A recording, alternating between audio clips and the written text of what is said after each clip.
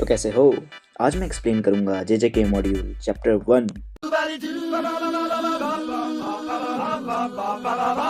तो मांगा की शुरुआत में हमें पता चलता है कि ऑलमोस्ट 50,000 एलियंस जो हैं अर्थ पर आ चुके हैं एक शिप के द्वारा। और हाँ, इन सीन्स में हमें एलियंस का लुक भी दिखाया जाता है और मैं कहूँगा कि ये जो एलियन है मुझे किसी ना किसी की तो याद दिला रहा है।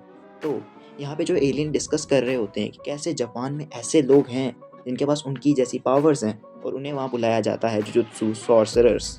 फिर हम देखते हैं यूका ओकुत्सुको जो अपने ग्रैंडपा यानी यूटा ओकुत्सु के साथ टाइम स्पेंड कर रही होती है और वहीं यूटा उसे रिंग भी दे देता है, हाँ वही कर्स रिंग। और फिर बाद में जो है यूटा की डेथ भी हो जाती है और यूटा के फ्यूनरल में हमें ये चीज़ पता चलता है कि जो माकी है वो भी मर चुकी है। इसके बाद सीन फिर से शिफ्ट होता है और हमें एक लेडी दिखती है जो यूका से वो रिंग ले लेती है, हाँ वही रिंग जो उसे यूटा ने दी थी, और कहती है कि ये रिंग तुम्हारे लिए नहीं है, ये रिंग है उसके बड़े भाई यानी सुरोगी के लिए। उसके बाद जो हमारी यूका है वो जाती है सुरोगी के पास ताकि वो उसे रिंग ले सके। पर फिर हम एक इंसान को देखते हैं और एक बच्चे को देखते हैं जो साथ में मिलकर एक गेम खेल रहे होते हैं और कुछ बातें कर रहे होते हैं। इसके बाद सीन वापस से शिफ्ट होता है और इस बार हमें जो यूटा और सुरोगी दिखते हैं वो 16 और 17 साल के हो चुके होते हैं, जहाँ उनका सुपरवाइजर उन्हें एक चीज़ बताता है कि जापान में जो बच्चे हैं वो किडनैप हो रहे हैं और वो उन्हें इस मैटर को इन्वेस्टिगेट करने को बोलता है, यानी पता लगाने को बोलता है कि ऐसे बच्चे किडनैप क्यों हो रहे हैं। और यहाँ पे हमें हमारा थर्ड कैरेक्टर जो कवर पे भी है यानी मारू देखने को मिलता है। मारू जो है यहाँ पे इनकी मदद करने आया है, बट बेसिकली जैसे ही उसकी नॉलेज ये लोग देखते हैं कि इसे कुछ भी नहीं पता, वो कहते हैं कि चलो हम इन्हें पीछे ही छोड़ देते हैं। और जब वो ये चीज़ कहता है कि मैं तुम्हारी कोई मदद नहीं करूँगा यानी मैं मिशन में इंटरफेयर नहीं करूँगा,